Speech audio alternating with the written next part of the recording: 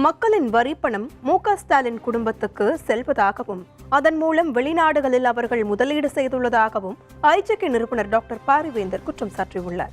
தேசிய ஜனநாயக கூட்டணி சார்பில் போட்டியிடும் குன்னம் தொகுதி ஐஜேகே வேட்பாளர் சரண்யா அன்பழகனை ஆதரித்து ஐஜேகே நிறுவனர் டாக்டர் பாரிவேந்தரும் தமிழ் மாநில காங்கிரஸ் தலைவர் ஜி.கே. வாசனும் இணைந்து பரப்புரை மேற்கொண்டனர்.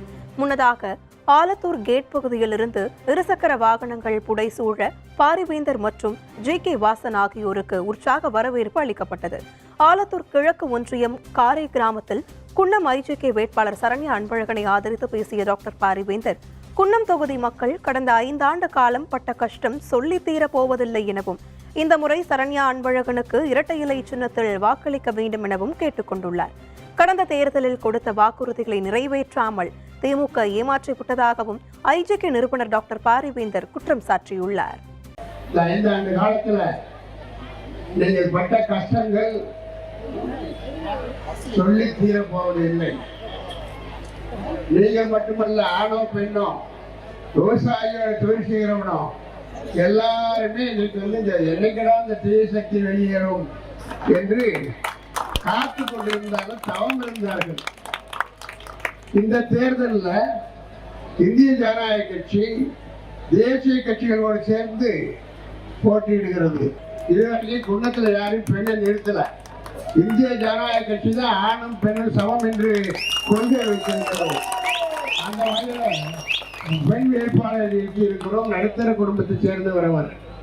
உங்களை போன்ற நடுத்தர மக்களை சந்தித்து பேசி உங்களுக்கு தேவைகளை பூர்த்தி செய்ய அவர் காத்திருக்கிறார். அது மட்டுமல்ல, அவர் செய்கிற வேலைகளை நாங்கள் கவனித்துக் கொண்டிருக்கிறோம். கடந்த 5 ஆண்டுகளுக்கு முன்னால் 2021 இங்கே தேர்தல் நடந்தது.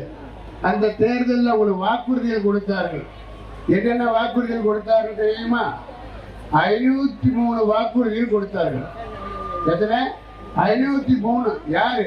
ஆளுகிற திமுக. ஆனால் 10 கூட செய்யல, முழுமையாக செய்யல. குறிப்பாக எதை சொல்லி ஆட்சிக்கு வந்துட்டான்னு சொன்னால் உங்களுக்கு தெரியும். இந்த நீட்டுங்கிற வார்த்தையை பிரமாதப்படுத்திட்டாங்க. ஒரு வெங்காயமும் உள்ளதில்ல. நீட் வந்தால் நாங்கள் ஆட்சியில் வந்தால் உடனே எடுத்து விடுவோம்.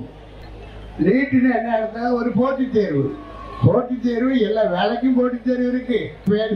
பேசி இந்த தமிழ்நாட்டு மக்களை ஏமாற்றி 5 ஆண்டுகளாக ஆட்சியை இன்றைக்கு ஆண்டு விட்டார்கள். நாமளும் தப்பா ஏமாந்து போனோம். ஆக இந்த நீட் தேர்வை பேசியே நாங்கள் வந்தால் அந்த நீட் தேர்வை எடுத்து விடுவோம் என்று அப்பனும் பிள்ளைன்னு சொன்னாங்க. அந்த அப்பா புள்ள இருக்காரு, அப்பாவோட அநியாயம் பட்டாவது தப்பான ஆள்.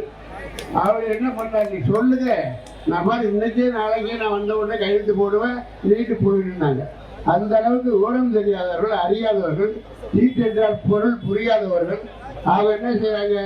அந்த நீட்டுங்கிறது எந்த ஒரு கட்சியும் தனியாக கொண்டு வரவில்லை, அது உச்ச நீதிமன்றம் கொண்டு வந்தது.